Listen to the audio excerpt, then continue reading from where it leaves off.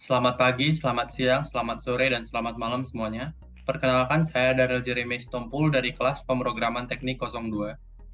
Ingin menjelaskan cara kerja komputer, bahasa biner, algoritma, dan saya akan mendemonstrasikan program pertama saya. Komputer ada di mana-mana. Contohnya adalah personal computer atau PC, laptop, handphone, jam elektronik, televisi, bahkan kendaraan juga memiliki sistem komputer. Komputer memiliki tahap kerja yang sederhana, yaitu input, penyimpanan, pemrosesan, dan output. Input adalah kegiatan yang kita perintahkan kepada komputer. Contohnya, kita menyentuh layar handphone, kita mengetik pada laptop, kita menghidupkan atau mematikan gadget, serta berbicara di mikrofon pada laptop atau HP, dan lain-lainnya. Input tersebut kemudian disimpan sebagai data di dalam memori dan diproses menggunakan algoritma atau deretan perintah, lalu disimpan kembali ke dalam memori. Setelah proses selesai, maka komputer akan menghasilkan output. Output tersebut dapat berupa hasil teks yang sudah kita ketik, bisa berupa video, bisa berupa foto, hingga suara ketika kita memutar sebuah lagu. Semua input dan output tidak dapat terlaksana tanpa adanya user atau pengguna. Apabila kita tidak menaruh input apapun ke dalam sebuah komputer, maka komputer tidak akan menghasilkan output apapun. Maka dari itu, user maupun komputer adalah dua hal yang penting dalam siklus cara kerja komputer. Semua jenis input yang diterima komputer tadi dapat diterima komputer karena komputer dapat mengkonversikan input tersebut menjadi bilangan biner. Nah, bilangan biner adalah bilangan dasar sistem komputer berbasis 2. Oleh karena itu, bilangan biner menggunakan dua simbol bilangan, yaitu 0 dan 1. Sistem bilangan biner digunakan komputer untuk menyelesaikan perintah, mulai dari perintah yang sederhana hingga perintah yang lebih kompleks. Bagaimana komputer mengaplikasikan penggunaan bahasa biner? Nah, komputer dapat mengkonversi bilangan biner menjadi bilangan lainnya, contohnya bilangan oktal, bilangan desimal, dan bilangan heksadesimal. Nah, selain itu, komputer dapat mengkonversi bilangan biner menjadi warna, huruf, dan juga suara. Contohnya, warna. Banyak warna yang dapat dikategorikan dalam angka pada bagian warna RGB atau red, green, blue, 3 warna primer, yang kemudian dapat ditranslasi sebagai bilangan biner. Lalu huruf, contohnya, huruf A dan Z. Kita misalkan huruf A, Z dikonversi menjadi angka 1-26. Nah, dari angka 1-26 ini dapat ditranslasikan sebagai bilangan biner. Dan berikutnya suara. Nah, suara tersebut dapat dikonversi menjadi angka berdasarkan grafik besarnya getaran gelombang suara dan kemudian ditranslasikan menjadi bilangan biner. Di dalam sebuah komputer, terdapat banyak kabel dan sirkuit yang menyimpan informasi yang terkandung di dalam komputer. Di dalam sebuah kabel terdapat dua pilihan, yaitu terdapat aliran listrik dan tidak terdapat aliran listrik. Kita biasanya tahu dengan dialiri listrik dan tidak dialiri listrik. Pilihan tersebut dapat dianggap sebagai angka 1 dan angka 0. Nah, sirkuit adalah komponen yang dapat mengolah dan memproses informasi dalam bentuk angka 1 dan 0. Contohnya, sirkuit NOT adalah sirkuit yang mengubah input seperti angka 1 menjadi angka 0 dan sebaliknya sebagai outputnya. Berikutnya ada sirkuit AND yang memiliki dua input yang hanya memberikan output berupa angka 1 jika kedua input merupakan angka 1. Jadi, jika inputnya merupakan 1, 0, 0, 1, ataupun 0, 0, maka outputnya berupa angka 0. Masih ada banyak jenis sirkuit yang menjalankan perhitungan logis, dan sirkuit-sirkuit tersebut dapat disusun untuk melakukan perhitungan yang lebih kompleks. Selanjutnya ada algoritma. Algoritma adalah serangkaian langkah untuk menyelesaikan sebuah pekerjaan. Kita memiliki algoritma loh dalam kehidupan sehari-hari. Contohnya, prosedur memasak nasi, lalu langkah-langkah kita membaca buku, hingga algoritma untuk berjalan. Bahkan sesimpel bernafas juga memiliki algoritma. Nah, bagi komputer, algoritma dapat digunakan untuk melakukan hal-hal yang simpel hingga hal-hal yang sedikit rumit dan hingga yang sangat kompleks.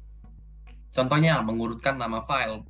Biasanya diurutkan berdasarkan urutan alfabet, diurutkan berdasarkan besar file, hingga berdasarkan waktu ditambahkan ke dalam komputer. Komputer dapat memanfaatkan algoritma untuk menampilkan daftar hasil pencarian di internet, lalu memutar video streaming live dengan resolusi tinggi dan pekerjaan-pekerjaan lainnya.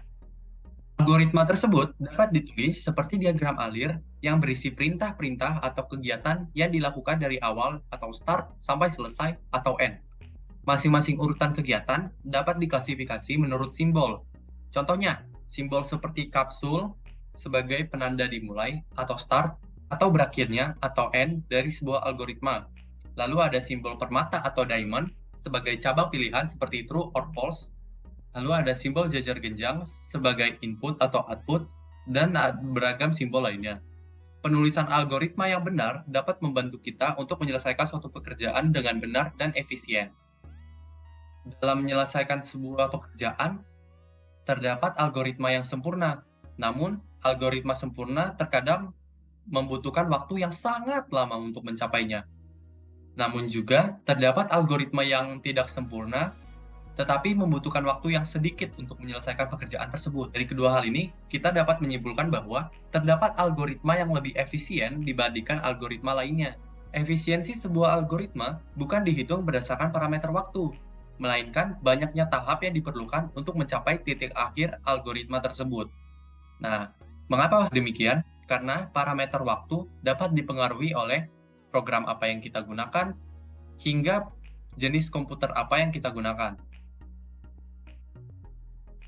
Sekian penjelasan saya mengenai cara kerja komputer, bahasa biner, dan algoritma. Selanjutnya saya akan menampilkan demonstrasi program pertama saya. Baik, sekarang saya akan mendemonstrasikan program pertama saya. Pada baris pertama, kita ketik import spasi matplotlib .pyplot spasi s spasi plt, enter. Lalu baris kedua, kita ketik import spasi numpy spasi s spasi np. Lalu baris ketiga, kita masukkan besaran gravitasi G sama dengan 9,8 meter per sekon kuadrat.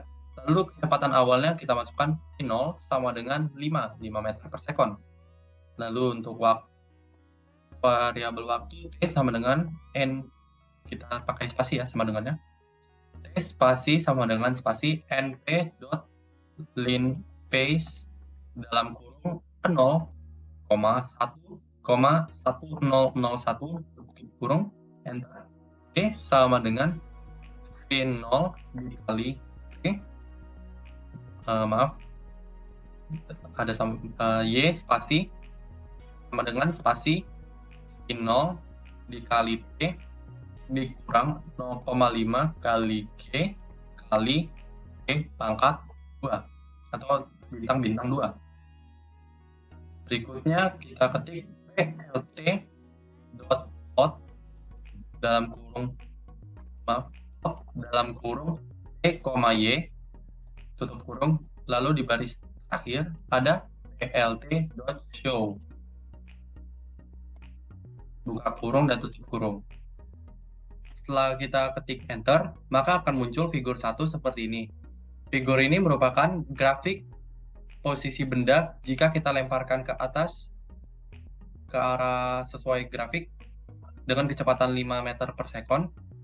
Jadi kita lihat seperti ini grafiknya, bendanya naik, ketika ada di ketinggian tertentu dia berhenti, percepatannya 0, akhirnya dia turun lagi hingga sampai jatuh lagi. Ketika kita menggerakkan kursor kita di dalam kotak ini, akan muncul tulisan X sama dengan bla bla bla dan Y sama dengan bla bla bla. Nah, titik X dan Y ini menunjukkan letak kursor kita letak di mana kursor kita berada dalam kotak ini. Nah, contohnya saya berhentikan di sini. Di bawah kanan tertulis bahwa X sama dengan 0,642 dan Y sama dengan 0,371. Hal itu mengindikasikan bahwa kursor saya sedang berada di titik 0,642, 0,371 dalam koordinat XY. Demikian penjelasan saya mengenai cara kerja komputer, bahasa biner, algoritma, serta demonstrasi saya mengenai program pertama saya. Apabila saya ada salah kata ataupun perbuatan, saya minta maaf. Saya ucapkan terima kasih banyak atas perhatiannya.